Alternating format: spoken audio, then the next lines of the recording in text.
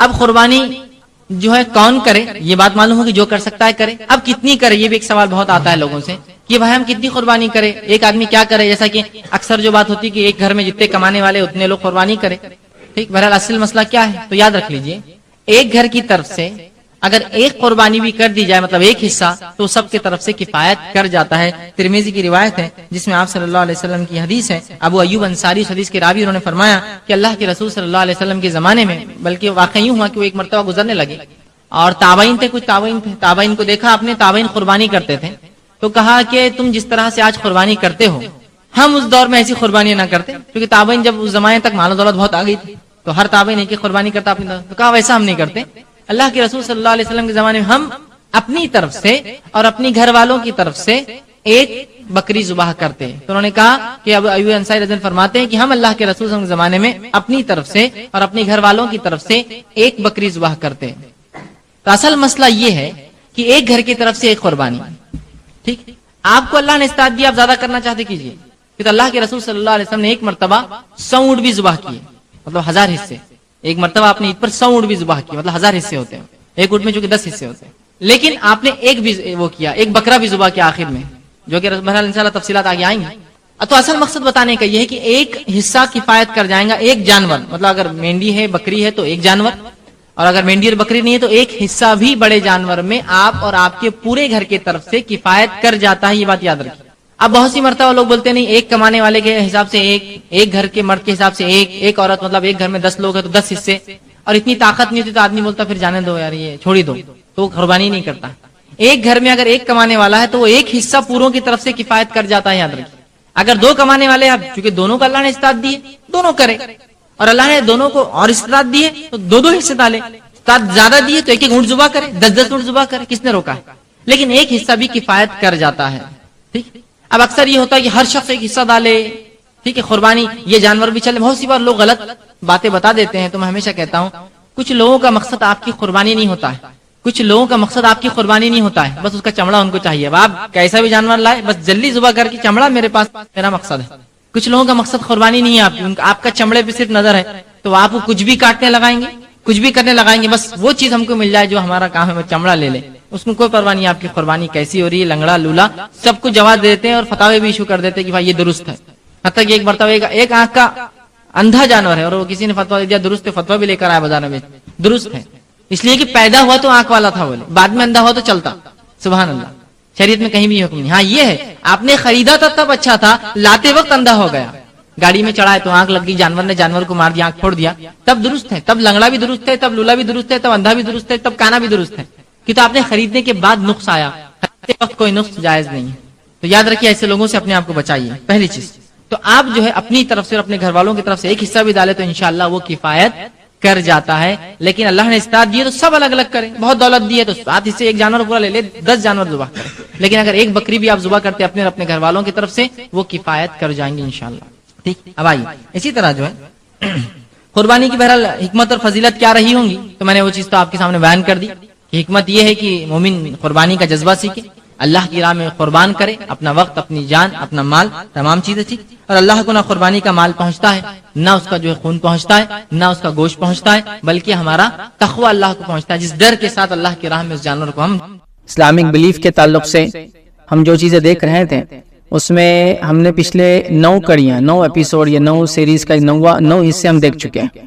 اور آج جو ہے ایک 10th پارٹ میں آپ لوگ جمع ہوئے ہیں، 10واں آج کا حصہ رہیں گا، جس کے اندر توحید اور شرک، اس مضمون، اس ٹاپک کے اوپر ہم اور فردر آگے بڑھیں گے اور کچھ اس کی باریکیوں کو اور کچھ اس کے اندر پائی جانے والی خرابیوں کو ہم دیکھتے چلے جائیں گے. ہم نے شروعات میں یہ چیز دیکھی تھی کہ توحید کو سمجھنا جتنا ضروری ہے اس کا الٹ بھی سمجھنا اتنا ہی ضروری ہے، کیونکہ الٹ سمجھنے سے، کسی چیز کی ضد سمجھنے سے وہ چیز کو سمجھنا اور آسان ہوتا ہے. اور توحید کا تو معاملہ ایسا ہے کہ جہاں اللہ رب العزت نے قرآن میں اپنے ایک ہونے، اپنی وحدانیت کی، اپنی عبودیت کی، اپنے الہ ہونے کی، اپنے حاکم ہونے کی بات بار بار کہی، اسی کے ساتھ ساتھ فوراً معبودان باطلہ جس کو کہتے ہیں، وہ چیزوں کی جن کی اللہ کے علاوہ عبادت ہوتی ہے، ان کا رد بھی اللہ رب العزت کرتا چلا گیا ہے. یاد رکھ. تو لہٰذا توحید کا ٹاپک جب تک شرک کو ہم نہ دیکھیں وہ مکمل نہیں ہوتا. یہ بات میں اس لیے کہہ رہا ہوں کہ ابھی ہم 10 سیشن میں آ چکے ہیں، 10th ایپیسوڈ چل رہا ہے. کچھ لوگ یہ سوال اٹھا سکتے ہیں کہ غلط کیا ہے بتانے کی کیا ضرورت ہے، صحیح کیا ہے آپ بتا دیں. لیکن توحید کے معاملے میں جب تک اس کا الٹ آپ نہیں سیکھیں گے تو یاد رکھیے اس کی صحیح چیز بھی آپ کو سمجھ میں نہیں آئیں گے. یاد رکھیں تو لہٰذا جب توحید اللہ کو ایک ماننا ہے تو شرک کیا ہوتا ہے، مطلب پھر اس کا شریک کرنا کس کو کہتے ہیں، اس کی ڈیٹیلز بھی جاننا اتنا ہی ضروری جتنا توحید کو جاننا ضروری ہے، یاد رکھیں، ٹھیک ہے؟ تو لہٰذا ہم اس کو دیکھتے چلے جائیں۔ اس سے پہلے بھی میں ایپیسوڈز کے اندر کچھ جو ہے ڈسکلیمر جس کو بولتے ہیں یا کلیریفیکیشن برحال دیتا رہا ہوں کہ یہ جو ٹاپک ہم جو ریکارڈ کر رہے ہیں، یہ اس کے ریکارڈ کرنے کا مقصد قطعاً یہ نہیں کہ مسلمان کے کسی طبقے، کسی فرقے، کسی جماعت یا کسی گروہ کو جو ہے ہم برا بلا کہیں یا اس کو جہنمی یا اس کو جو ہے خراب ثابت کرے یا اس کی برائی بیان کرے یا کسی کے خلاف یہ ٹاپک ریکارڈ نہیں ہو رہا ہے۔ یہ ٹاپک کا خالص مقصد یہ ہے کہ مسلمانوں کو عقیدہ توحید کیا سمجھایا جائے اور شرک کی برائیاں کیا اور شرک کیا ہوتا ہے وہ سمجھایا جائے۔ اسی طرح جو نان مسلم ہمارے غیر مسلم بھائی بہن اس کو دیکھتے ہیں ان سے بھی گزارش کروں گا، اس ٹاپک کا مقصد یہ ہے کہ ہم لوگوں کو ہماری بلیف کیا ہے، ہمارا فیتھ کیا ہوتا ہے، ہماری بلیف کیا ہوتی ہے وہ ہم بتائیں۔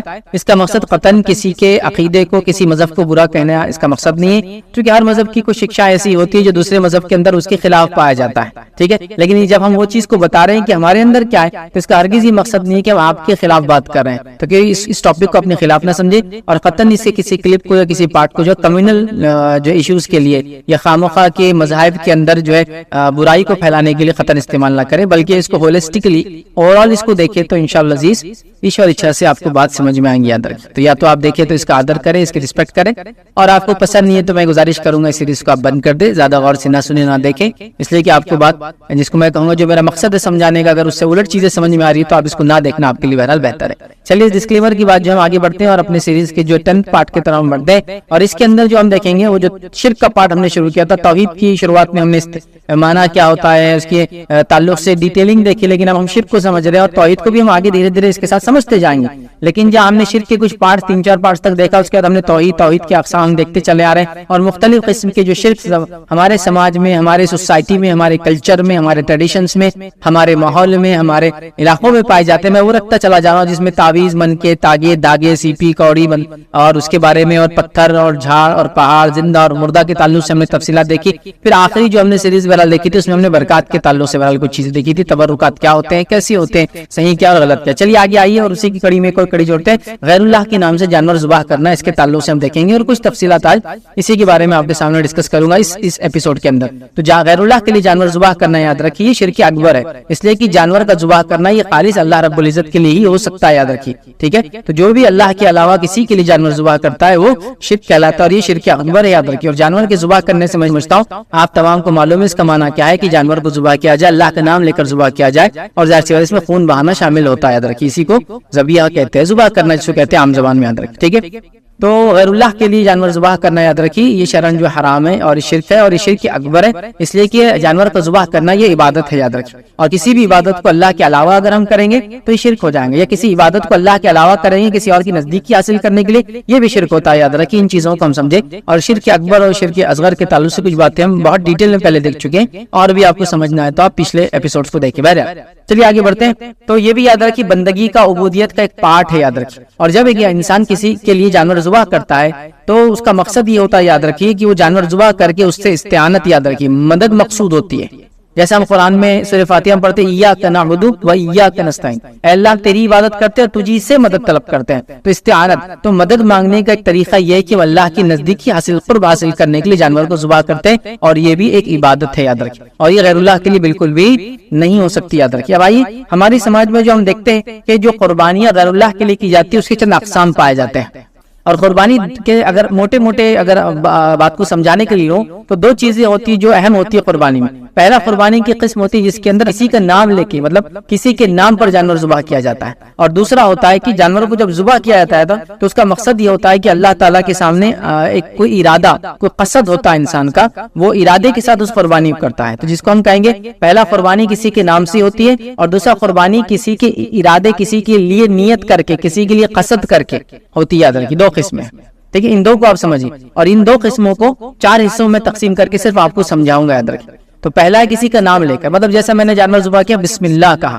اللہ کے نام سے، تو یہ جانور اللہ کے نام سے ہوا، تو پتہ چلا نام بھی اللہ کا لیا گیا، اور قصد بھی ظاہر سی بات ہے اللہ کے لیے ہونا چاہیے اس کے اندر، ٹھیک۔ اور دوسرا ہوتا ہے کہ نام کسی کا بھی لیا جاتا ہے، قصد اللہ کے لیے ہوتا ہے انسان کا مقصد، تو یاد رکھیے، تو قربانی کی کرنے کی ہم کہہ سکتے 2 وجہ ہے کہ ایک نام لے کر انسان کرتا ہے کسی کا، اور ایک قصد کے ساتھ کرتا ہے، اور دونوں مقصد یہ ہوتا ہے کہ اس شخصیت کو اس کو راضی کرے۔ یاد رکھیے اسلام میں یاد رکھیے ہم صرف قربانی اللہ کے لیے کر سکتے ہیں، دیگر کے لیے قربانی کرنا جائز نہیں، حرام ہے، شرک اکبر ہے۔ یاد رکھیے اب آئیے قربانی کی پہلی قسم یہ ہوتی ہے کہ وہ اللہ کا نام لیتے اور اللہ کے لیے قصد کرتے ہیں، مطلب قربانی میں نام بھی اللہ کا لیا گیا اور ارادہ، قصد، انٹینشن، نیت بھی یہ تھی کہ اللہ کے لیے چیز کی جا رہی ہے۔ یاد رکھیے اور یہ اصل توحید ہے، یہ قسم اصل توحید ہے۔ یاد رکھیے اس کے علاوہ جتنی چیزیں آئیں گی وہ یاد رکھیے شرکی قسم ہے، ٹھیک ہے؟ تو پہلی قسم یاد رکھیے اور یہ اصل توحید ہے کہ اللہ کے نام سے جانور ذبح ہو، اللہ کی نیت، اللہ کا قصد، اللہ کا ارادہ، اس کی خوشنودی، اس سے قرب حاصل کرنا، اس کے لیے یاد رکھیے، اور یہ توحید ہے، یہ پہلی قسم۔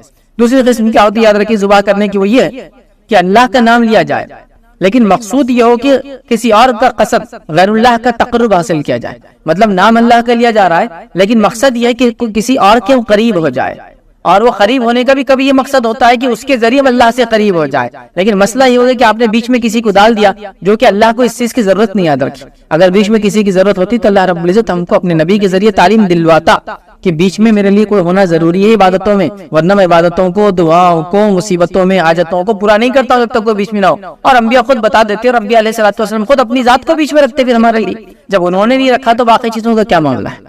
آپ سمجھ رہے بات؟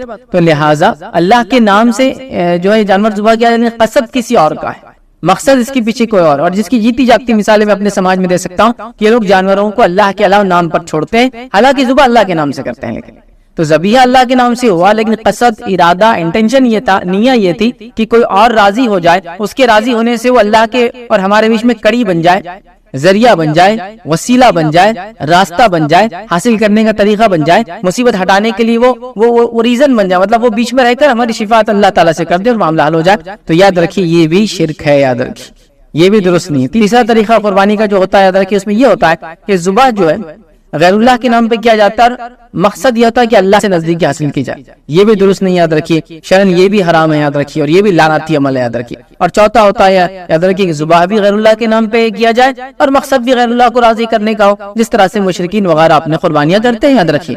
تو لہٰذا ہم اس چیز کو سمجھیں کہ قربانی اللہ کے نام سے ہو اور اللہ کو راضی کرنے قصد ہو، نہ بیچ میں کسی کی ضرورت ہو، نہ کسی اور کو بیچ میں خوش کرنا مقصد ہو، کسی اور کے نام سے بھی نہیں ہونا چاہیے۔ تو یاد رکھیے یہی خالص توحید ہے ایسی قربانی، اس کے علاوہ دیگر جو قربانیوں کے طریقے لوگ اختیار کرتے ہیں وہ درست نہیں۔ یاد رکھیے گو کبھی کبھار ہوتا ہے کہ نام اللہ کے لیا جاتا ہے لیکن مقصد انٹینشن یہ ہوتا ہے کسی اور کو راضی کیا جائے، پھر وہ راضی ہو کہ اللہ رب العزت کو اس کے بدلے میں راضی کرتا ہے، جس کے لیے اس بکرے، اس جانور کو کسی کے نام پر چھوڑا جاتا ہے، پھر اس کو مخصوص دنوں تک پالا جاتا ہے، پھر ایک مخصوص مقام پہ جا کے جو کہ کسی زندہ یا مردہ انسان کے، چرند پرند کے یا کسی اور بے جان اور جاندار چیز کے بنانے کا، موت کا یا پیدائش کا دن ہوتا ہے، وہاں لے جایا جاتا ہے، تمام لوگ مل کر وہاں جمع ہوتے ہیں، پھر اللہ کے نام سے ذبح ہوتا ہے لیکن مقصد ہے کہ کسی اور کا قرب حاصل کرے، پھر سب لوگ اس کو کھاتے ہیں، یہ شرعاً جائز نہیں، یاد رکھیں یہ حرام ہے اور یہی شرک ہے، یاد رکھیں یہی شرک ہے۔ کہ آگے ہم کچھ تفصیلات انشاءاللہ عزیز اور ڈیٹیل میں جو ہے دیکھیں گے، ٹھیک ہے۔ اب اللہ رب العزت قرآن میں کیا فرماتا ہے دیکھیے، اللہ فرماتا ہے سورہ انعام سورہ نمبر 6 آیت نمبر 121 میں اللہ فرماتا ہے کہتا ہے، اور ایسے جانوروں میں سے مت کھاؤ جن پر اللہ کا نام نہ لیا گیا ہو، اور یہ کام کرنا نافرمانی کا ہے، اور یقیناً شیاطین اپنے دوستوں کے دل میں ڈالتے ہیں تاکہ، مطلب یہ وہی کرتے تاکہ یہ تم سے جو ہے جدال کریں، اور اگر تم ان لوگوں کی اطاعت کرنے لگو تو یقیناً تم مشرکوں میں سے ہو جاؤ گے۔ تو اللہ رب العزت نے فرمایا وَلَا تَأْكُلُوا مِمَّا، کہ ان چیزوں کو مت کھاؤ جن پر اللہ کے علاوہ کسی اور کا نام لیا جاتا ہے، اور مشرکین جو ہے شیاطین ان مشرکوں کے دل میں بات ڈالتے ہیں، ٹھیک ہے، اپنے اولیاء کے دل میں وہی کرتے ہیں، ان تک میسج پہنچاتے ہیں، ان کے دل میں بات ڈالتے ہیں، اور اللہ رب العزت فرما رہا ہے کہ تم ان کی اطاعت نہ کرو اور صرف اللہ کی اطاعت کرو، ٹھیک ہے۔ تو یہاں اللہ رب العزت نے اس چیز کی وضاحت کی کہ اللہ کے علاوہ جن چیزوں کا نام لیا جاتا ہے جن جانوروں پر، ان کا کھانا ہمارے لیے درست نہیں، اور نبی اکرم صلی اللہ علیہ وسلم کو اس چیز سے منع کیا گیا۔ آئیے دوسرے مقام پہ اللہ کیا فرماتا ہے جو کہ بڑی مشہور اور معروف آیت ہے، اللہ فرماتا اور کہتا ہے، یہ بھی جو ہے سورہ انعام کی آیت 162 اور 163 ہے، جس میں اللہ نے فرمایا قل ان صلاتي ونسكي ومحياي ومماتي لله رب العالمین لا شریک له وبذلك امرت وانا اول المسلمین۔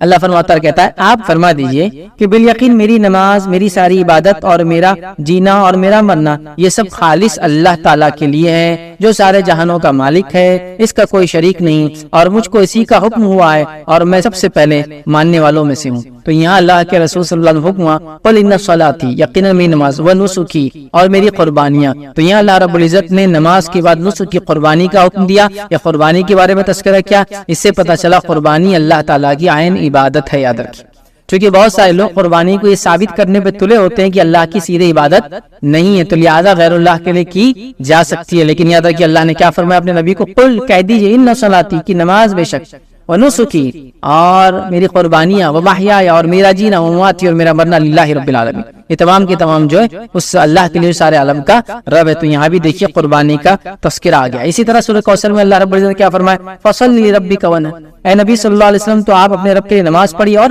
قربانی کیجیے.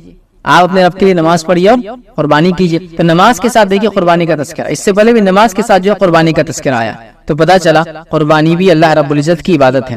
اب آئیے ایک صحیح مسلم کی روایت ہے، روایت چار لوگوں پہ لعنت ہے، میں ایک ہی رکھوں گا تاکہ تفصیلات میں ہم نہ جائیں. علی رضی اللہ عنہ فرماتے ہیں اور کہتے ہیں نبی اکرم صلی اللہ علیہ وسلم نے فرمایا کہ مجھے 4 باتیں بتائی گئی ہے کہ اللہ تعالیٰ نے ان 4 لوگوں پر لعنت کی ہے. 4 باتیں بتائی گئی. اس نے پہلا فرمایا لعنت کی اللہ نے شخص پر جو کاٹے جانور کو سوا اللہ کے اور کسی اور کے لیے. مطلب اللہ تعالیٰ نے لعنت کی اس شخص پر جو جانور کو ذبح کرے اللہ کے علاوہ کسی اور کے لیے. اور ظاہر سی بات ہے لعنت کا معنی ہوتا ہے، لعنت ایک قسم کی بد دعا ہے جس میں اللہ کو یہ کہتے ہیں کہ اسے تمام خیر سے محروم کر دے. جب میں کسی کو کہوں گا لعنت ہے تجھ پر، اس کا معنی اللہ تجھے خیر سے، بھلائی سے محروم کر دے. اور ظاہر سی بات ہے وہی کام انسان کو خیر اور بھلائی سے محروم کر سکتی جو کبائر میں سے، وہ یاد رکھیے بڑا گناہ، اور یہ تو یاد رکھیے شرک ہے. تو اللہ کے رسول صلی اللہ علیہ وسلم نے اس حدیث کے مطابق لعنت کی اس شخص پر جو غیر اللہ کے لیے جانور ذبح کرے. اب جو میں نے کہا تھا کہ غیر اللہ کے لیے جانور ذبح ہو رہا، اللہ کے نام سے ہو رہا، لیکن قصد کسی اور کا ہو، ارادہ کسی اور کا ہو، جگہ کوئی ایسی طے کر کے آپ کریں، مقام اور ایک وقت آپ کوئی طے کر لے، سمجھ رہا، جو کہ شریعت نے نہیں بتایا. شریعت نے بتا دیا عقیقہ کا ایک وقت ہے، آپ اس کے لیے کر رہے ہیں، قربانی کا ایک وقت ہے، ان ایام میں آپ کر رہے ہیں، لیکن جہاں نہیں بتایا، گائیڈ لائنز نہیں دی آپ، لیکن مخصوص کر کے خاص کر کے اس کو کرنے کی کوشش کرتے ہیں. ٹھیک ہے، اور اس کا مقصد یہی ہوتا ہے کہ اللہ کے لیے، نام اللہ کا ہوتا ہے، لیکن ایک جگہ طے کر لی جاتی ہے، وہاں کوئی ایک چیز بنی ہوتی ہے جس میں کوئی زندہ انسان یا کوئی فوت شدہ انسان ہوتا ہے، پھر اس کے پاس ایک مخصوص وقت میں، چاہے اس کی پیدائش کا یا اس کے انتقال کا وہ دن ہوتا ہے، یا کوئی ارادہ جو آپ نے کر رکھا ہے کہ میں اللہ کے نام سے فلاں جگہ پہ قربانی کروں گا، حالانکہ وہاں لوگ آ کر غیر اللہ کے لیے قربانی کرتے ہیں، غلط کام کرتے ہیں، تو ایسی جگہ پہ قربانی نہیں ہوتی، چونکہ قربانی کی عبادت ہے. یہاں ایک روایت دیکھیں جس کے اندر غیر اللہ کے نام پہ قربانی کی گئی اور اس کا نتیجہ کیا ہوا وہ ہم دیکھتے ہیں. روایت پہلو سے علماء کا کلام ہے، ضعیف ہے، اور یہ امام بیہقی نے اس بات کو روایت کیا شعب الایمان میں. اور جو ہے طارق بن شہاب رضی اللہ عنہ اس کے راوی فرماتے ہیں اور کہتے ہیں سلمان فارسی رضی اللہ عنہ نے کہا ایک شخص ایک مکھی کی وجہ سے جنت میں گیا اور ایک شخص ایک مکھی کی وجہ سے جو ہے جہنم پہنچا. لوگوں نے کہا وہ کیسے؟ آپ نے فرمایا 2 آدمیوں کا ایک قوم پر گزر ہوا جس کا ایک بت تھا، وہ کسی کو وہاں سے چڑھاوا چڑھائے بغیر گزرنے کی اجازت نہ دیتے تھے. ان لوگوں نے ان میں سے ایک سے کہا چڑھاوا چڑھاؤ. اس نے کہا میرے پاس چڑھانے کے لیے کچھ بھی نہیں ہے. انہوں نے کہا تمہیں جو ہے یہ کام ضرور کرنا ہوگا، خواہ ایک مکھی کیوں نہ چڑھاؤ، مطلب ضروری تم کو ایسے گزرنا ہے تو یہ کرنا ہوگا. اس نے ایک مکھی چڑھاوا چڑھا دی. ان لوگوں نے اس کا راستہ چھوڑ دیا اور اسے آگے جانے کی اجازت دے دی. وہ اس مکھی کے سبب جہنم میں پہنچ گیا. ٹھیک ہے، انہوں نے دوسرے سے کہا تم بھی کوئی چڑھاوا چڑھا دو. اس نے کہا میں تو اللہ کے سوا کسی کے واسطے کوئی چڑھاوا نہیں چڑھاؤں گا. انہوں نے اسے قتل کر دیا، یاد رکھیے، اور یہ شخص جو ہے سیدھا جنت میں پہنچ گیا. تو پتہ چلا ایک مکھی کے غیر اللہ کے نام پر چڑھانے کی وجہ سے، قربانی دینے کی وجہ سے ایک انسان جہنم رسید ہو گیا، اور دوسرے انسان نے غیر اللہ کے نام پر ایک مکھی بھی نہ چڑھائی جس کے نتیجے میں وہ جنت میں چلا گیا چونکہ اسے مار دیا گیا. اب کوئی یہ سوال کر سکتا ہے کہ یار یہ تو جبرن ہوا، اس کو کہا گیا کہ ہم راستہ نہیں چھوڑیں گے، جانے نہیں دیں گے، تو زبردستی میں تو کوئی کام ہو جائے تو شریعت اس کو معاف کرتی ہے. لیکن یہ واقعہ پچھلی شریعتوں میں سے ہے اور ہو سکتا ہے اس کے اندر اس معاملے میں یہ گنجائش نہ رہی ہوں گی کہ مجبور بھی کر دیا جائے تو انسان ایسا کرے. جیسا کہ ہم بہت ساری باتیں جانتے ہیں، موسیٰ علیہ السلام کے زمانے ہم جانتے ہیں اللہ تعالیٰ نے ایک فکس مقام رکھا تھا، صرف نماز وہیں ہوتی تھی، اور ایک فکس جگہ تھی جاتا کہ وہیں قبول ہوتی تھی، اور وضو کے لیے پانی کنڈیشن ہی تھا. لیکن اس امت کے لیے کیا ہوگا، تیمم کی سہولت دی گئی اور ساری زمین کو سجدہ گاہ بنا دیا گیا سوائے قبرستان اور جو ہے بیت الخلاء کو چھوڑ کر، ہے نا. تو شریعتیں بدلتی ہیں. تو یہ پچھلی شریعت کیا، تو کوئی اب اس سے یہ نہ کرے ارے یہ تو زبردستی تھا، زبردستی کسی سے کرایا جائے تو یہ کیوں. اس شریعت کے اندر یاد رکھیے یہ معاملہ طے تھا کہ زبردستی مطلب کوئی فورس بھی کرے تو آپ یہ کام نہیں کریں گے شرک والا. نتیجتاً اس کو قتل کر دیا گیا، نتیجتاً وہ جنت میں چلا گیا چونکہ اللہ رب العزت نے اس کو اس کا بدلہ عطا فرما دیا. یاد رکھیے. تو لہٰذا یہاں اس سے بات واضح ہوئی غیر اللہ کے نام پر قربانی نہیں کی جا سکتی، اور یہ بہت سنگین جرم ہے اور بہت بڑا گناہ، یاد رکھیے۔ آئیے آگے ہم بڑھتے ہیں۔ غیر اللہ کے نام پہ ذبح کے اندر ہم یہ دیکھتے ہیں، یاد رکھیے، ہم ایسی جگہ بھی اللہ کے نام پہ جانور ذبح نہیں کر سکتے جہاں غیر اللہ کے نام پر جانور ذبح کیا جاتا ہے، یاد رکھیے، جس کے بارے میں کچھ ایکسپلینیشن میں پہلے رکھ چکا ہوں تھوڑا سا آگے۔ تو وہ باتیں ہم دیکھتے ہیں کہ ایسی جگہ، ایسا مقام جہاں آپ اللہ کا نام لے کے تو کر رہے ہیں، لیکن وہاں غیر اللہ کے نام پہ لوگ جانور ذبح کرتے ہیں، جس سے ہوتا یہ ہے کہ مشابہت قائم ہوتی ہے، جس سے ہوتا یہ ہے کہ اشتراک نظر آتا ہے، مطلب آپ برابر نظر مشترک نظر آتے ہیں اس کام میں، یا پھر مشابہت جیسی ہوتی ہے کہ بھائی یہ بھی تو یہاں قربانی کر رہا، اب بڑے غلط ہے، اور یہ بھی تو یہی قربانی کر رہا اور آپ بڑے صحیح ہیں، یہ کیسے ہو سکتا ہے؟ تو ایسی جگہ چونکہ یہاں شک اور شبہ ہوتا ہے، اللہ کے رسول صلی اللہ علیہ وسلم نے جہاں مشرکین قربانی کرتے تھے، جہاں مشرکین کچھ چیزیں ایسی کرتے تھے جو غیر اللہ کے لیے ہوتی تھی، وہاں مسلمانوں کو بھی ایسے کام کرنے کی اجازت نہیں دی بلکہ ان کو روکا۔ آئیے، بہت ساری چیزیں ہم کو اس تعلق سے ملتی ہے، میں چند باتیں آپ کے سامنے رکھتا ہوں، یاد رکھیے، جہاں غیر اللہ کے لیے کوئی کام ہوتا ہے وہ اللہ کے لیے وہ کام نہیں کرنا چاہیے۔ اس کے لیے پہلی بات ہم دیکھیں گے سورہ توبہ، سورہ نمبر 9 اور اس کی آیت نمبر 108 دیکھیں گے۔ اللہ فرماتا ہے لا تقم فیہ ابدا، اللہ کے رسول صلی اللہ علیہ وسلم کو حکم آ رہا ہے کہ آپ وہاں کبھی کھڑے مت ہونا۔ کہاں کھڑے مت ہونا؟ ایکچولی ہوا یہ تھا کہ منافقوں نے ایک مسجد تعمیر کر لی، اور ان کا ارادہ یہ تھا کہ اس مسجد کو بنانے کا مقصد یہ تھا کہ یہاں ہم کیا کریں گے، نبی اکرم صلی اللہ علیہ وسلم کے خلاف پلاننگ کریں گے، مسلمانوں کے خلاف پلاننگ کریں گے۔ اب مسجد نبوی میں جاتے ہیں تو وہاں نماز کے لیے جاتے ہیں تو مسلمان وہاں ہوتے ہیں اور وہ ہماری پلاننگ سن لیتے ہیں، پھر ملنے کا الگ سے موقع بھی نہیں ملتا ہے، تو ہم کیا کریں گے، بہانہ بنا لیں گے کہ اللہ کے رسول صلی اللہ علیہ وسلم وہاں ذرا مسجد دور پڑتی ہے تو ہم ایک مسجد ذرا اپنے گھروں کے اطراف میں بنا لیتے ہیں، نماز کے لیے آسانی ہوں گی۔ نبی اکرم صلی اللہ علیہ وسلم کو اللہ حکم دے رہا ہے لا تقم فیہ ابدا، اے نبی آپ کبھی مت کھڑے ہونا اس مسجد کے اندر۔ کیوں نہیں کھڑے ہونا؟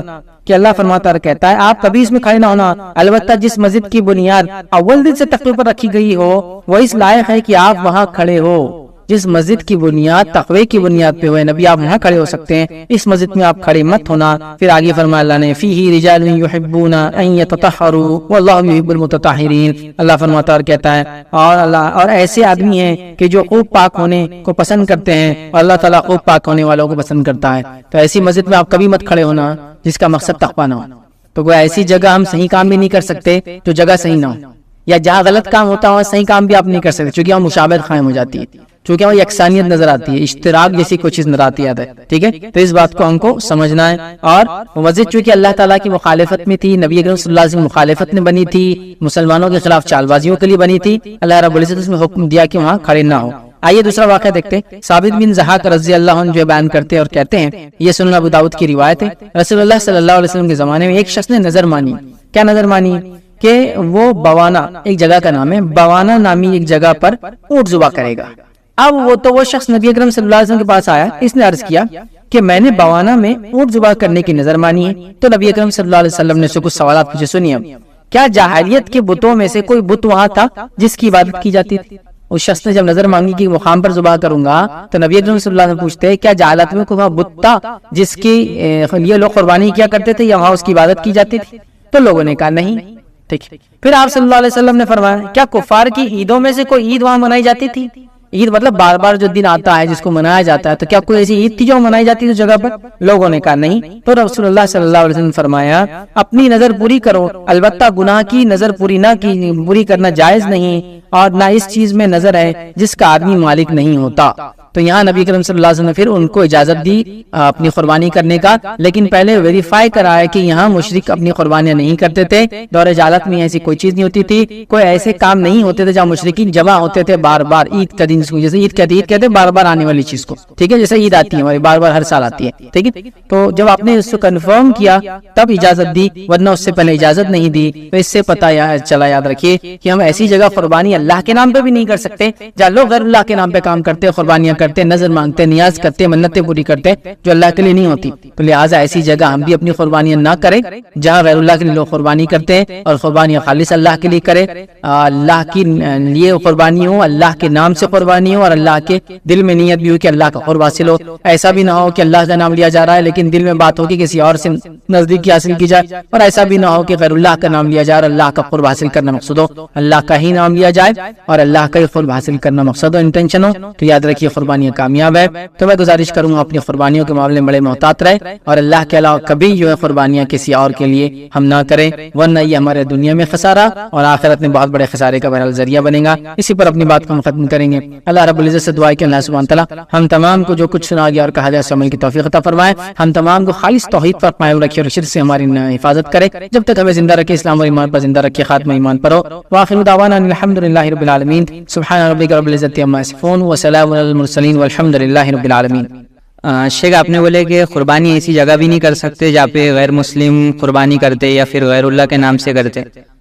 بقرعید میں شیخ یہاں پہ گورنمنٹ نے سلائٹر ہاؤس بنائے ہوئے، وہاں پہ ہر کوئی آ کے مطلب قربانی کرتا، تو اپنے کو بھی وہی کرنا پڑتا. اگر گھر میں چپکے سے بھی کر لے معلوم پڑا تو فائن مارتے شیخ بہت بڑا ہو. تو اس کا کیسا ہوگا؟ جزاک اللہ. دیکھیں بھائی نے سوال کیا کہ قربانی جب ہوتی ہے تو آج کل گورنمنٹ نے سلاٹر ہاؤس بنا دیے تاکہ قربانیاں وہاں کی جائے. یاد رکھیے اس کا کوئی تعلق جو ہے ہمارے عقیدے سے نہیں، بلکہ وہ حکومت کی طرف سے سہولت ہے تاکہ شہر کا ماحول پاکیزہ رہے اور آلودگی سے شہر بچتا رہے.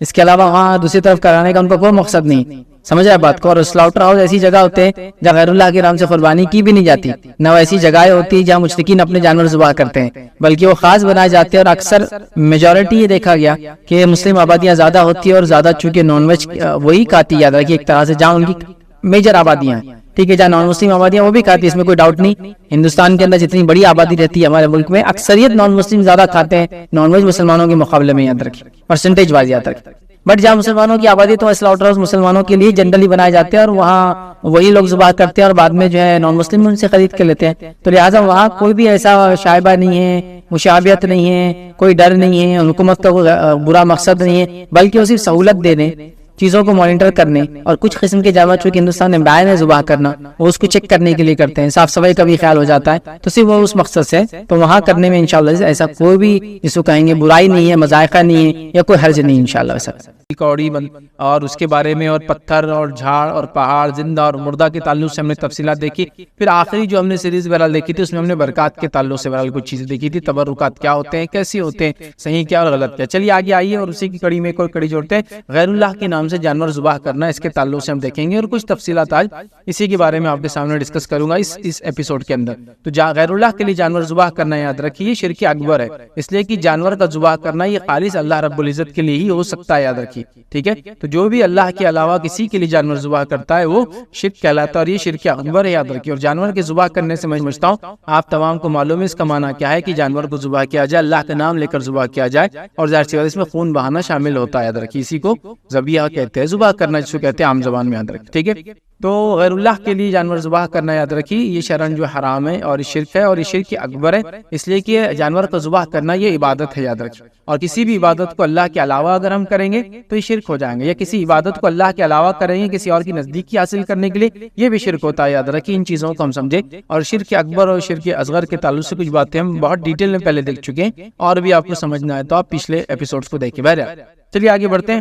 تو یہ بھی یاد رکھیے بندگی کا عبودیت کا ایک پارٹ ہے. یاد رکھیے. اور جب ایک انسان کسی کے لیے جانور ذبح کرتا ہے تو اس کا مقصد یہ ہوتا ہے یاد رکھیے کہ وہ جانور ذبح کر کے اس سے استعانت، یاد رکھیے مدد مقصود ہوتی ہے. جیسا ہم قرآن میں سورہ فاتحہ میں پڑھتے ہیں ایاک نعبد و ایاک نستعین، اے اللہ ہم تیری عبادت کرتے ہیں اور تجھی سے مدد طلب کرتے ہیں. تو استعانت تو مدد مانگنے کا ایک طریقہ یہ ہے کہ ہم اللہ کی نزدیکی حاصل قرب حاصل کرنے کے لیے جانور کو ذبح کرتے ہیں اور یہ بھی ایک عبادت ہے. یاد رکھیں. اور یہ غیر اللہ کے لیے بالکل بھی نہیں ہو سکتی. یاد رکھیے. اب آئیے ہماری سماج میں جو ہم دیکھتے ہیں کہ جو قربانیاں غیر اللہ کے لیے کی جاتی ہے اس کے چند اقسام پائے جاتے ہیں. اور قربانی کے اگر موٹے اگر بات کو سمجھانے کے لیے ہو تو دو چیزیں ہوتی جو اہم ہوتی ہے قربانی میں. پہلا قربانی کی قسم ہوتی ہے جس کے اندر کسی کا نام لے کے مطلب کسی کے نام پر جانور ذبح کیا جاتا ہے. اور دوسرا ہوتا ہے کہ جانور کو جب ذبح کیا جاتا ہے تو اس کا مقصد یہ ہوتا ہے کہ اللہ تعالیٰ کے سامنے ایک کوئی ارادہ کوئی قصد ہوتا ہے انسان کا، وہ ارادے کے ساتھ اس قربانی کو کرتا ہے. تو جس کو ہم کہیں گے پہلا قربانی کسی کے نام سے ہوتی ہے اور دوسرا قربانی کسی کے ارادے کسی کے لیے نیت کر کے کسی کے لیے قصد کر کے ہوتی. یاد رکھیے دو قسمیں. دیکھیں ان دو کو آپ سمجھیں اور ان دو قسموں کو 4 حصوں میں تقسیم کر کے صرف آپ کو سمجھاؤں گا. یاد رکھیں.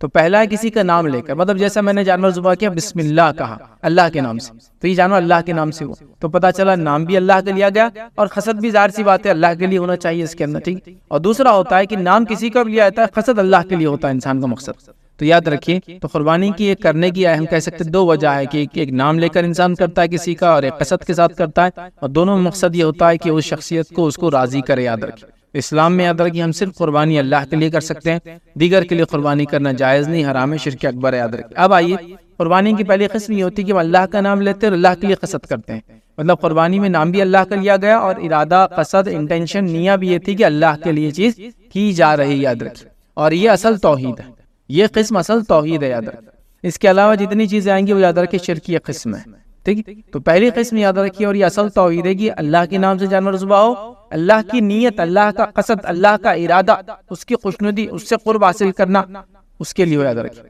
اور یہ توحید ہے، یہ پہلی قسم۔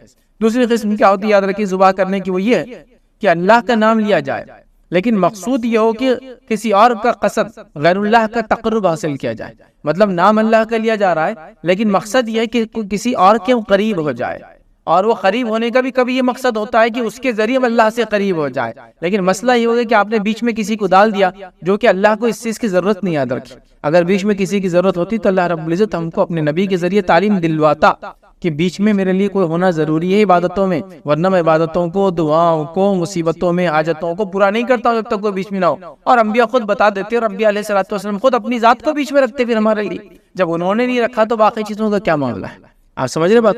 تو لہٰذا اللہ کے نام سے جو ہے جانور ذبح کیا یعنی قصد کسی اور کا ہے، مقصد اس کے پیچھے کوئی اور جس کی جیتی جاگتی مثالیں میں اپنے سماج میں دے سکتا ہوں کہ یہ لوگ جانوروں کو اللہ کے علاوہ نام پر چھوڑتے ہیں، حالانکہ ذبح اللہ کے نام سے کرتے ہیں، لیکن تو ذبیحہ اللہ کے نام سے ہوا لیکن قصد، ارادہ، انٹینشن یہ تھا، نیت یہ تھی کہ کوئی اور راضی ہو جائے، اس کے راضی ہونے سے وہ اللہ کے اور ہمارے بیچ میں کڑی بن جائے، ذریعہ بن جائے، وسیلہ بن جائے، راستہ بن جائے، حاصل کرنے کا طریقہ بن جائے، مصیبت ہٹانے کے لیے وہ ریزن بن جائے، مطلب وہ بیچ میں رہ کر ہماری شفاعت اللہ تعالیٰ سے کر دے اور معاملہ حل ہو جائے، تو یاد رکھیے یہ بھی شرک ہے، یاد رکھیے یہ بھی درست نہیں ہے۔ تیسرا طریقہ قربانی کا جو ہوتا ہے یاد رکھیے اس میں یہ ہوتا ہے کہ ذبح جو ہے غیر اللہ کے نام پہ کیا جاتا ہے اور مقصد یہ ہوتا ہے کہ اللہ سے نزدیکی حاصل کی جائے، یہ بھی درست نہیں، یاد رکھیے شرعاً یہ بھی حرام ہے، یاد رکھیے، اور یہ بھی لعنتی عمل ہے، یاد رکھیے۔ اور چوتھا ہوتا ہے یاد رکھیے کہ ذبح بھی غیر اللہ کے نام پہ کیا جائے اور مقصد بھی غیر اللہ کو راضی کرنے کا ہو، جس طرح سے مشرکین وغیرہ اپنے قربانیاں کرتے ہیں، یاد رکھیے۔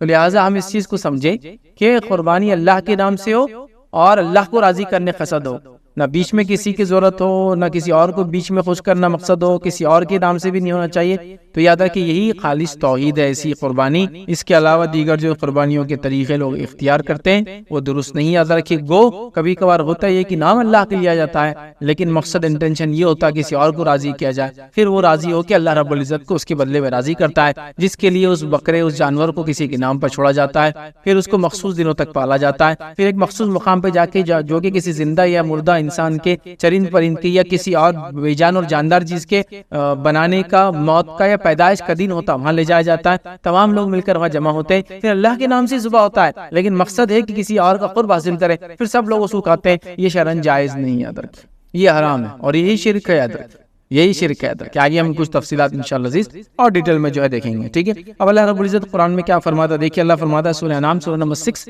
آیت نمبر 121 میں اللہ فرماتا ہے کہتا ہے، اور ایسے جانوروں میں سے مت کھاؤ جن پر اللہ کا نام نہ لیا گیا ہو، اور یہ کام کرنا نافرمانی کا ہے، اور یقیناً شیاطین اپنے دوستوں کے دل میں ڈالتے ہیں تاکہ مطلب یہ وہی کرتے تاکہ یہ تم سے جو ہے جدال کریں، اور اگر تم ان لوگوں کی اطاعت کرنے لگو تو یقیناً تم مشرکوں میں سے ہو جاؤ گے۔ تو اللہ رب العزت نے فرمایا وَلَا تَأْكُلُوا مِمَّا، کہ ان چیزوں کو مت کھاؤ جن پر اللہ کے علاوہ کسی اور کا نام لیا جاتا ہے، اور مشرکین جو ہے شیاطین ان مشرکوں کے دل میں بات ڈالتے ہیں، ٹھیک ہے، اپنے اولیاء کے دل میں وہی کرتے ہیں، ان تک میسج پہنچاتے ہیں، ان کے دل میں بات ڈالتے ہیں، اور اللہ رب العزت فرما رہا ہے کہ تم ان کی اطاعت نہ کرو اور صرف اللہ کی اطاعت کرو، ٹھیک ہے۔ تو یہاں اللہ رب العزت نے اس چیز کی وضاحت کی کہ اللہ کے علاوہ جن چیزوں کا نام لیا جاتا ہے جن جانوروں پر، ان کا کھانا ہمارے لیے درست نہیں، اور نبی اکرم صلی اللہ علیہ وسلم کو اس چیز سے منع کیا گیا۔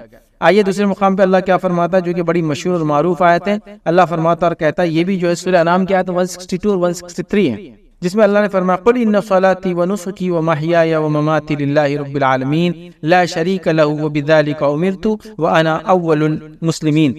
اللہ فرماتا ہے کہتا ہے آپ فرما دیجئے کہ بالیقین میری نماز، میری ساری عبادت اور میرا جینا اور میرا مرنا یہ سب خالص اللہ تعالیٰ کے لیے ہے جو سارے جہانوں کا مالک ہے، اس کا کوئی شریک نہیں، اور مجھ کو اسی کا حکم ہوا ہے اور میں سب سے پہلے ماننے والوں میں سے ہوں۔ تو یہاں اللہ کے رسول صلی اللہ علیہ وسلم حکم ہوا قل ان صلاتی، یقیناً میری نماز، و نسکی، اور میری قربانیاں۔ تو یہاں اللہ رب العزت نے نماز کے بعد نسک کی قربانی کا حکم دیا یا قربانی کے بارے میں تذکرہ کیا، اس سے پتہ چلا قربانی اللہ تعالیٰ کی عین عبادت ہے۔ یاد رکھیے، چونکہ بہت سارے لوگ قربانی کو یہ ثابت کرنے پہ تلے ہوتے ہیں کہ اللہ کی سیدھی عبادت نہیں ہے، تو لہٰذا غیر اللہ کے لیے کی جا سکتی ہے، لیکن یاد رکھیے اللہ نے کیا فرمایا اپنے نبی کو، قل کہہ دیجئے ان صلاتی کی نماز بے شک، و نسکی اور میری قربانیاں، و محیایا اور میرا جینا، و مماتی اور میرا مرنا للہ رب العالمین، یہ تمام کے تمام جو ہے اس اللہ کے لیے سارے عالم کا رب ہے۔ تو یہاں بھی دیکھیے قربانی کا تذکرہ آ گیا۔ اسی طرح سورہ کوثر میں اللہ رب العزت نے کیا فرمایا، فصلی لربک وانحر، اے نبی صلی اللہ علیہ وسلم تو آپ اپنے رب کے لیے نماز پڑھیے اور قربانی کیجیے، آپ اپنے رب کے لیے نماز پڑھیے اور قربانی کیجیے۔ تو نماز کے ساتھ دیکھیے قربانی کا تذکرہ، اس سے پہلے بھی نماز کے ساتھ جو ہے قربانی کا تذکرہ آیا، تو پتہ چلا قربانی بھی اللہ رب العزت کی عبادت ہے۔ اب آئیے ایک صحیح مسلم کی روایت ہے، روایت تعلق میں 4 لوگوں پہ لعنت ہے، میں ایک ہی رکھوں گا تاکہ تفصیلات میں ہم نہ جائیں۔ علی رضی اللہ عنہ فرماتے ہیں اور کہتے ہیں نبی اکرم صلی اللہ علیہ وسلم نے فرمایا کہ مجھے 4 باتیں بتائی گئی ہے کہ اللہ تعالیٰ نے ان 4 لوگوں پر لعنت کی ہے۔ 4 باتیں بتائی گئی، اس نے پہلا فرمایا لعنت کی اللہ نے شخص پر جو کاٹے جانور کو سوا اللہ کے اور کسی اور کے لیے، مطلب اللہ تعالیٰ نے لعنت کی اس شخص پر جو جانور کو ذبح کرے اللہ کے علاوہ کسی اور کے لیے۔ اور ظاہر سی بات ہے لعنت کا معنی ہوتا ہے، لعنت ایک قسم کی بد دعا ہے جس میں اللہ کو یہ کہتے ہیں کہ اسے تمام خیر سے محروم کر دے۔ جب میں کسی کو کہوں گا لعنت ہے تجھ پر، اس کا معنی اللہ تجھے خیر سے، بھلائی سے محروم کر دے۔ اور ظاہر سی بات ہے وہی کام انسان کو خیر اور بھلائی سے محروم کر سکتی جو کبائر میں سے، وہ یاد رکھیے بڑا گناہ، اور یہ تو یاد رکھیے شرک ہے۔ تو اللہ کے رسول صلی اللہ علیہ وسلم نے اس حدیث کے مطابق لعنت کی اس شخص پر جو غیر اللہ کے لیے جانور ذبح کرے۔ اب جو میں نے کہا تھا کہ غیر اللہ کے لیے جانور ذبح ہو رہا، اللہ کے نام سے ہو رہا، لیکن قصد کسی اور کا ہو، ارادہ کسی اور کا ہو، جگہ کوئی ایسی طے کر کے آپ کریں، مقام اور ایک وقت آپ کوئی طے کر لے، سمجھ رہا، جو کہ شریعت نے نہیں بتایا، شریعت نے بتا دیا عقیقہ کا ایک وقت ہے آپ اس کے لیے کر رہے ہیں، قربانی کا ایک وقت ہے ان ایام میں آپ کر رہے ہیں، لیکن جہاں نہیں بتایا، گائیڈ لائنز نہیں دی آپ، لیکن مخصوص کر کے خاص کر کے اس کو کرنے کی کوشش کرتے ہیں، ٹھیک ہے، اور اس کا مقصد یہی ہوتا ہے کہ اللہ کے لیے، نام اللہ کا ہوتا ہے، لیکن ایک جگہ طے کر لی جاتی ہے، وہاں کوئی ایک چیز بنی ہوتی ہے جس میں کوئی زندہ انسان یا کوئی فوت شدہ انسان ہوتا ہے، پھر اس کے پاس ایک مخصوص وقت میں، چاہے اس کی پیدائش کا یا اس کے انتقال کا وہ دن ہوتا ہے، یا کوئی ارادہ جو آپ نے کر رکھا ہے کہ میں اللہ کے نام سے فلاں جگہ پہ قربانی کروں گا، حالانکہ وہاں لوگ آ کر غیر اللہ کے لیے قربانی کرتے ہیں، غلط کام کرتے ہیں، تو ایسی جگہ بھی قربانی نہیں ہوتی، چونکہ قربانی کی عبادت ہے۔ یہاں ایک روایت دیکھی جس کے اندر غیر اللہ کے نام پہ قربانی کی گئی، اور اس کا نتیجہ کیا ہوا وہ ہم دیکھتے ہیں۔ روایت تعلق سے علماء کا کلام ہے، ضعیف ہے، اور یہ امام بیہقی نے اس بات کو روایت کیا شعب الایمان میں، اور جو ہے طارق بن شہاب رضی اللہ عنہ اس کے راوی فرماتے ہیں اور کہتے ہیں سلمان فارسی رضی اللہ عنہ نے کہا ایک شخص ایک مکھی کی وجہ سے جنت میں گیا اور ایک شخص ایک مکھی کی وجہ سے جو ہے جہنم پہنچا۔ لوگوں نے کہا وہ کیسے؟ آپ نے فرمایا 2 آدمیوں کا ایک قوم پر گزر ہوا جس کا ایک بت تھا، وہ کسی کو وہاں سے چڑھاوا چڑھائے بغیر گزرنے کی اجازت نہ دیتے تھے۔ ان لوگوں نے ان میں سے ایک سے کہا چڑھاوا چڑھاؤ، اس نے کہا میرے پاس چڑھانے کے لیے کچھ بھی نہیں ہے۔ انہوں نے کہا تمہیں جو ہے یہ کام ضرور کرنا ہوگا، خواہ ایک مکھی کیوں نہ چڑھاؤ، مطلب ضروری تم کو ایسے گزرنا ہے تو یہ کرنا ہوگا۔ اس نے ایک مکھی چڑھاوا چڑھا دی، ان لوگوں نے اس کا راستہ چھوڑ دیا اور اسے آگے جانے کی اجازت دے دی، وہ اس مکھی کے سبب جہنم میں پہنچ گیا۔ ٹھیک ہے، انہوں نے دوسرے سے کہا تم بھی کوئی چڑھاوا چڑھا دو، اس نے کہا میں تو اللہ کے سوا کسی کے واسطے کوئی چڑھاوا نہیں چڑھاؤں گا۔ انہوں نے اسے قتل کر دیا، یاد رکھیے، اور یہ شخص جو ہے سیدھا جنت میں پہنچ گیا۔ تو پتہ چلا ایک مکھی کے غیر اللہ کے نام پر چڑھانے کی وجہ سے، قربانی دینے کی وجہ سے ایک انسان جہنم رسید ہو گیا، اور دوسرے انسان نے غیر اللہ کے نام پر ایک مکھی بھی نہ چڑھائی، جس کے نتیجے میں وہ جنت میں چلا گیا چونکہ اسے مار دیا گیا۔ اب کوئی یہ سوال کر سکتا ہے کہ یار یہ تو جبرن ہوا، اس کو کہا گیا کہ ہم راستہ نہیں چھوڑیں گے، جانے نہیں دیں گے، تو زبردستی میں تو کوئی کام ہو جائے تو شریعت اس کو معاف کرتی ہے، لیکن یہ واقعہ پچھلی شریعتوں سے ہے، اور ہو سکتا ہے اس کے اندر اس معاملے میں یہ گنجائش نہ رہی ہوں گی کہ مجبور بھی کر دیا جائے تو انسان ایسا کرے۔ جیسا کہ ہم بہت ساری باتیں جانتے ہیں، موسیٰ علیہ السلام کے زمانے ہم جانتے ہیں اللہ تعالیٰ نے ایک فکس مقام رکھا تھا، صرف نماز وہیں ہوتی تھی، اور ایک فکس جگہ تھی جاتا کہ وہیں قبول ہوتی تھی، اور وضو کے لیے پانی کنڈیشن ہی تھا، لیکن اس امت کے لیے کیا ہوگا، تیمم کی سہولت دی گئی اور ساری زمین کو سجدہ گاہ بنا دیا گیا سوائے قبرستان اور جو ہے بیت الخلاء کو چھوڑ کر، ہے نا. تو شریعتیں بدلتی ہیں. تو یہ پچھلی شریعت کا، تو کوئی اب اس سے یہ نہ کرے اور یہ تو زبردستی تھا، زبردستی کسی سے کرایا جاتا، یہ کیوں؟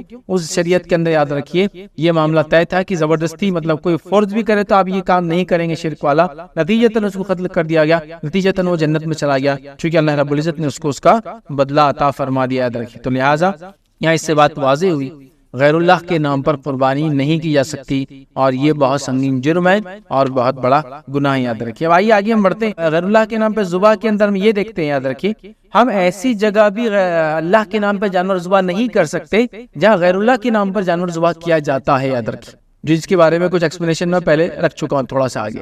تو وہ باتیں ہم دیکھتے ہیں کہ ایسی جگہ، ایسا مقام جہاں آپ اللہ کا نام لے کے تو کر رہے ہیں لیکن وہاں غیر اللہ کے نام پہ لوگ جانور ذبح کرتے ہیں، جس سے ہوتا یہ ہے کہ مشابہت قائم ہوتی ہے، جس سے ہوتا یہ ہے کہ اشتراک نظر آتا ہے، مطلب آپ کو برابر نظر مشترک نظر آتے ہیں اس کام میں، یا پھر مشابہت جیسی ہوتی ہے کہ بھائی یہ بھی تو یہاں قربانی کر رہا، آپ بڑے غلط ہے، اور یہ بھی تو یہی قربانی کر رہا اور آپ بڑے صحیح ہیں، یہ کیسے ہو سکتا ہے؟ تو ایسی جگہ چونکہ یہاں شک اور شبہ ہوتا ہے، اللہ کے رسول صلی اللہ علیہ وسلم نے جہاں مشرکین قربانی کرتے تھے، جہاں مشرکین کچھ چیزیں ایسی کرتے تھے جو غیر اللہ کے لیے ہوتی تھی، وہاں مسلمانوں کو بھی ایسے کام کرنے کی اجازت نہیں تھی بلکہ ان کو روکا.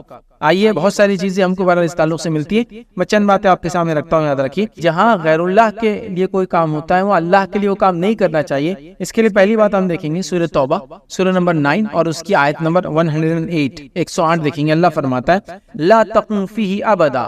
اللہ کے رسول صلی اللہ علیہ وسلم کو حکم آ رہا ہے کہ آپ وہاں کبھی کھڑے مت ہونا. کہاں کھڑے مت ہونا؟ ایکچولی ہوا یہ تھا کہ منافقوں نے ایک مسجد تعمیر کر لی اور ان کا ارادہ یہ تھا کہ اس مسجد کو بنانے کا مقصد یہ تھا کہ یہاں ہم کیا کریں گے، نبی اکرم صلی اللہ علیہ وسلم کے خلاف پلاننگ کریں گے، مسلمانوں کے خلاف پلاننگ کریں گے. اب مسجد نبوی میں جاتے ہیں تو وہاں نماز کے لیے جاتے ہیں تو مسلمان وہاں ہوتے ہیں اور وہ ہماری پلاننگ سن لیتے ہیں، پھر ملنے کا الگ سے موقع بھی نہیں ملتا ہے. تو ہم کیا کریں گے، ایک بہانہ بنا لیں گے کہ اللہ کے رسول صلی اللہ علیہ وسلم وہاں ذرا مسجد دور پڑتی ہے تو ہم ایک مسجد ذرا اپنے گھروں کے اطراف میں بنا لیتے ہیں، نماز کے لیے آسانی ہوں گی. نبی اکرم صلی اللہ علیہ وسلم کو اللہ حکم دے رہا ہے لا تقم فیہ ابدا، اے نبی آپ کبھی مت کھڑے ہونا اس مسجد کے اندر. کیوں نہیں کھڑے ہونا؟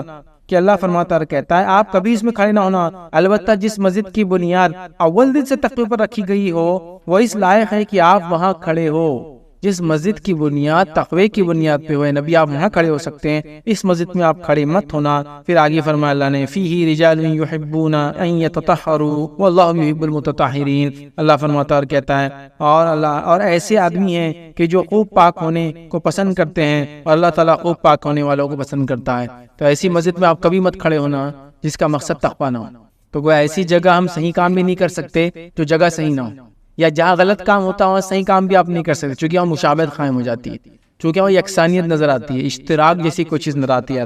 ٹھیک ہے، تو اس بات کو ہم کو سمجھنا ہے. اور مسجد چونکہ اللہ تعالیٰ کی مخالفت میں تھی، نبی اکرم صلی اللہ علیہ وسلم مخالفت میں بنی تھی، مسلمانوں کے خلاف چال بازیوں کے لیے بنی تھی، اللہ رب العزت اس میں حکم دیا کہ وہاں کھڑے نہ ہو. آئیے دوسرا واقعہ دیکھتے ہیں. ثابت بن ضحاک رضی اللہ عنہ جو بیان کرتے اور کہتے ہیں، یہ سنن ابو داؤد کی روایت ہے، رسول اللہ صلی اللہ علیہ وسلم کے زمانے میں ایک شخص نے نظر مانی. کیا نظر مانی؟ کہ وہ بوانا، ایک جگہ کا نام ہے، بوانا نامی ایک جگہ پر اونٹ ذبح کرے گا.